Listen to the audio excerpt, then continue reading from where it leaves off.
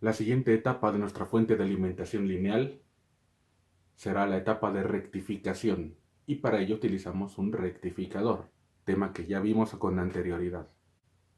Para elegir rectificador debemos considerar si contamos con un transformador con derivación central o no.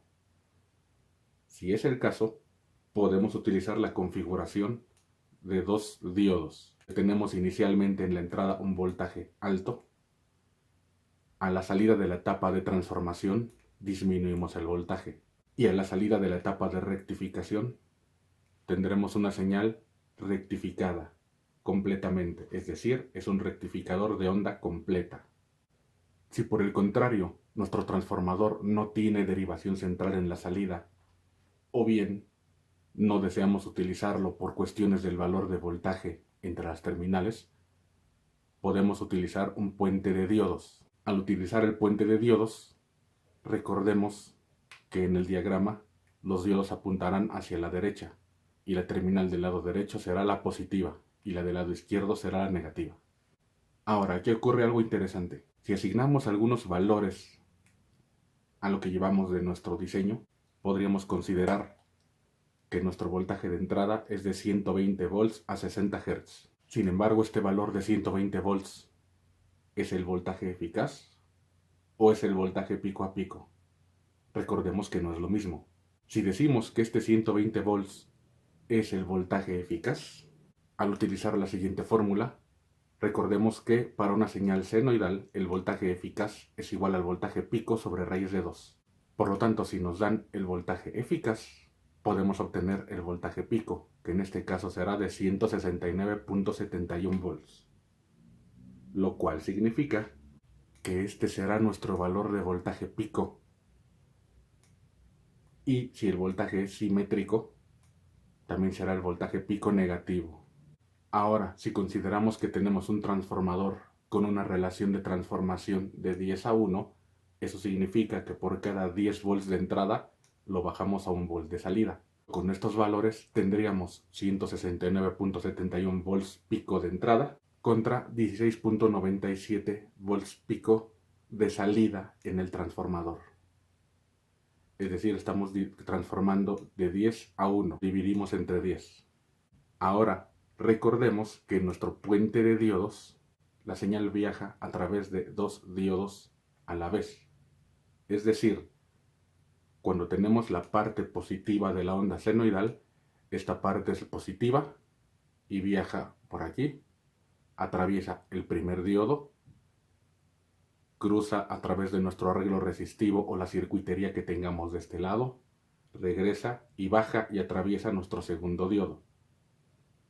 En el semiciclo negativo de entrada, la señal positiva viajará por abajo, cruzará por el primer diodo, llevamos uno, de nuevo pasa a la terminal positiva, hace su trabajo en la circuitería que tengamos aquí, regresa y en este caso subirá y atravesamos nuestro segundo diodo, es decir, hace esto.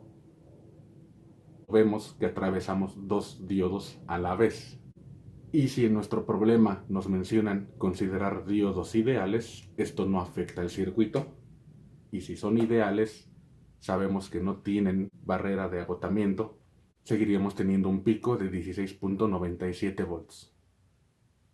Sin embargo, si son diodos reales y si son de silicio, sabemos que tienen un valor de 0.7 volts que consumen.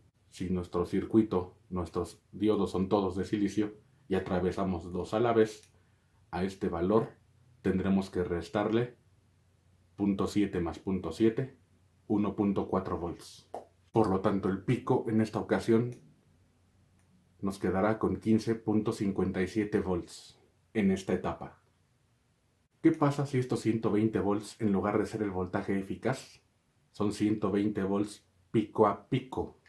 Es decir, hacemos este cambio y eso implica que tenemos 120 volts de pico a pico. Por lo tanto, con ese dato tendremos 60 volts pico positivo menos 60 volts pico negativo porque tenemos 120 entre ambos picos. Con el mismo transformador, eso implicaría que ahora tenemos 6 volts y menos 6 volts.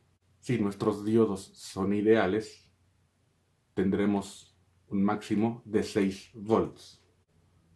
Pero si consideramos diodos de silicio, al atravesar dos diodos a la vez, como ya analizamos, consumimos 1.4 volts en cada instante de tiempo. Tendríamos un valor máximo de 4.6 volts. Ahora, recordemos que en el diseño con derivación central solamente utilizamos dos diodos. Y en el semiciclo positivo pasamos por un diodo, en el semiciclo negativo pasamos por el otro diodo, es decir, pasamos solo por un diodo a la vez, lo cual implica que solamente restaríamos un valor de 0.7 en el caso de que sean diodos reales de silicio. Como vemos, resulta importante considerar la señal de entrada. Si el valor proporcionado es el voltaje eficaz o el voltaje pico a pico, no es lo mismo. La relación de transformación, qué tipo de rectificador de onda completa estamos utilizando y qué tipo de diodos, ideales, reales o con cuánto valor en su barrera de agotamiento. La frecuencia es la misma, se mantiene, fueron 60 Hz siempre, por lo tanto aquí hay 60 Hz y aquí hay 60 Hz. Sin embargo, si recordamos la noción o recordamos el concepto de la frecuencia, sabemos que la frecuencia es el inverso del periodo es el inverso de la frecuencia. Si tenemos 60 Hz de frecuencia, el periodo es el inverso de 60, es decir, 16.67 milisegundos. Es decir, que de entre estos dos puntos tenemos 16.67 milisegundos.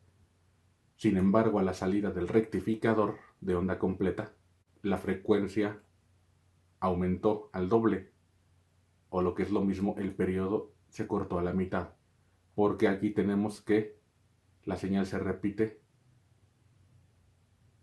de esta manera al rectificarlo. Pues tenemos que aquí esta subida será igual a esta subida, por lo tanto, la señal, la repetibilidad, que tanto se repite nuestra señal, el tiempo se cortó a la mitad.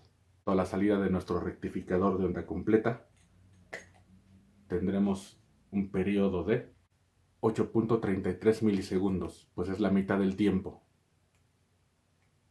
Y si obtenemos el inverso de este valor, tendremos 120 Hz, es decir, la frecuencia aumentó, es más frecuente que se repite la señal, mientras que el periodo disminuyó, el tiempo que tarda en repetirse es menor.